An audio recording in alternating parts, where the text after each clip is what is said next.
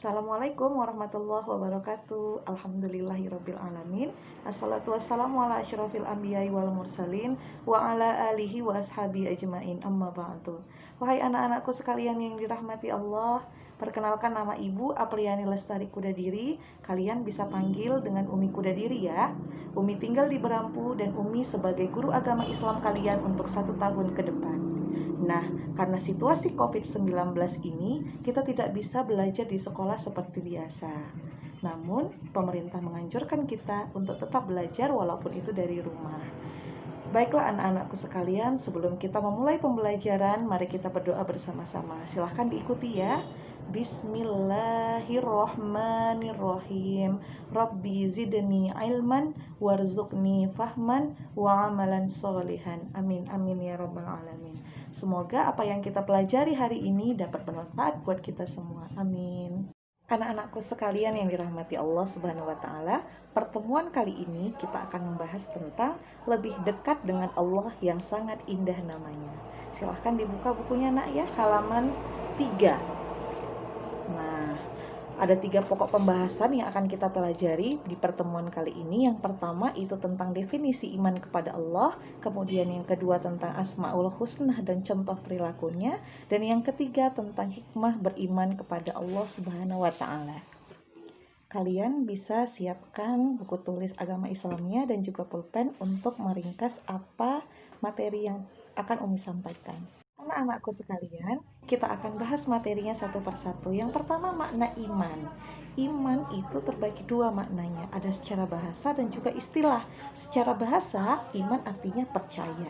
Dan secara istilah, iman artinya kita percaya dengan sepenuh hati, kita mengucapkan dengan lisan dan mengamalkan dengan perbuatan. Maka dari itu, iman kepada Allah adalah kita percaya bahwa Allah itu benar-benar ada dengan sepenuh hati kita, kemudian kita ucapkan dengan bibir kita, kemudian kita buktikan dengan perbuatan kita, yaitu mengerjakan segala apa yang diperintahkan oleh Allah Subhanahu wa Ta'ala dan menjauhi larangannya. Dengan begitu, kita sudah beriman kepada Allah Subhanahu wa Ta'ala. Pembahasan yang kedua adalah tentang Asmaul Husna. Asmaul Husna terdiri dari 2 suku kata, yaitu Asma dan Husna. Asma artinya nama-nama, Husna artinya indah dan baik. Jadi Asmaul Husna adalah nama-nama Allah Subhanahu wa Ta'ala yang baik dan indah. Nah, jumlah Asmaul Husna sendiri itu ada 99, tetapi pada bab ini akan kita pelajari 4 saja, yaitu Al-Alim yang artinya maha mengetahui, yang kedua Al-Khabir yang artinya maha waspada, dan yang ketiga As-Sami' yang artinya maha mendengar, dan yang keempat Al-Basir yang artinya maha melihat. Bahasan yang ketiga adalah tentang hikmah kepada Allah Subhanahu wa Ta'ala. Nah, sangat banyak hikmah yang kita dapatkan apabila kita beriman kepada Allah Subhanahu wa Ta'ala. Di antaranya yang pertama, itu kita akan selalu mendapat pertolongan dari Allah Subhanahu wa Ta'ala. Bagaimana bisa? Nah, coba nanti dipraktekkan ketika kita selesai sholat, kita berdoa, kemudian kita barengin dengan mengucapkan asma Allah. Misalnya, Ya Allah, Ya Sami', Ya Allah yang maha mendengar, Ya Allah, Ya Basir, Ya Allah yang maha melihat. Begitu.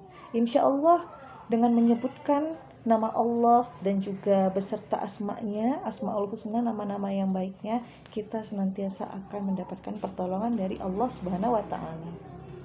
Nah, hikmah yang kedua adalah hati menjadi tenang dan tidak gelisah. Ya, betul ya. Karena dengan kita selalu mengingat Allah Subhanahu wa Ta'ala, kita akan senantiasa tenang dan juga tidak gelisah. Karena kita percaya bahwa Allah senantiasa akan berada di samping kita. Nah, hikmah yang ketiga adalah mendatangkan keuntungan di dunia maupun di akhirat. Ya, betul ya. Dengan kita selalu mengingat Allah, dengan kita menyebut nama Allah beserta asma'nya, beserta nama-nama yang baiknya, maka Allah akan selalu mengingat kita. Dan Allah akan mendatangkan keuntungan kita, baik yang masih kita di dunia ini dan juga ketika kita sudah berada di akhirat. Anak-anakku sekalian, pembahasan yang keempat itu adalah tentang contoh perilaku yang mencerminkan Asmaul Husna. Silahkan dilihat ya. Nah, contoh yang pertama adalah Bambang disuruh ibunya membeli cabai di warung. Ketika menerima uang kembalian dari penjual, ia harus mengembalikan uang kepada ibunya. Ia sadar bahwa Allah senantiasa melihat perbuatannya. Nah, ia sadar bahwa Allah melihat perbuatannya. Nah, jadi ini apa? Contoh perilaku bahwa kita percaya Allah itu Al-Basir. Allah itu maha melihat setiap perbuatan kita. Nah, kemudian yang kedua, itu ada contohnya, Bunga selalu berhati-hati dalam berucap. Karena ia yakin bahwa Allah selalu mendengar apa yang kita ucapkan walaupun dengan suara yang pelan. Nah, berarti si bunga ini percaya bahwa Allah itu maha mendengar, yaitu asami. Nah, itu dia dua contoh perilaku bahwasannya kita percaya bahwa Allah memiliki sifat-sifat atau nama-nama yang baik ya. Jadi nanti kalian Umi tugaskan untuk mencari contoh-contoh perilaku bahwa kita percaya Allah memiliki 4 sifat yang tadi. Yang pertama Al-Alim, yang kedua Al-Khabir, yang ketiga As-Sami, dan yang keempat Al-Basir. Ya, baiklah anak-anakku sekalian, kita sampai di penghujung pembelajaran. Sebelum kita tutup, Umi akan memberikan kalian beberapa tugas ya. Silahkan dicatat. Tugas yang pertama adalah coba jelaskan kembali apa itu iman kepada Allah Subhanahu wa taala dan bagaimana contoh beriman kepada Allah Subhanahu wa taala. Cukup satu aja contohnya. Kemudian yang kedua, coba jelaskan pengertian Al-Alim, pengertian Al-Khabir, pengertian As-Sami, dan juga pengertian Al-Basir. Dan sebutkan contoh dari setiap Asmaul Husna yang Umi sampaikan tadi. Harus ada contoh-contoh perilaku yang mencerminkan apa itu Al-Alim, Al-Basir, As-Sami, dan juga Al-Khabir. Nah, hanya 2 saja tugasnya, tetapi bercabang-cabang. Umi harapkan kalian mengerjakan. Baik, tugas tersebut kalian tulis di buku tulis, kemudian kalian tulis soalnya dan juga jawabannya yang benar.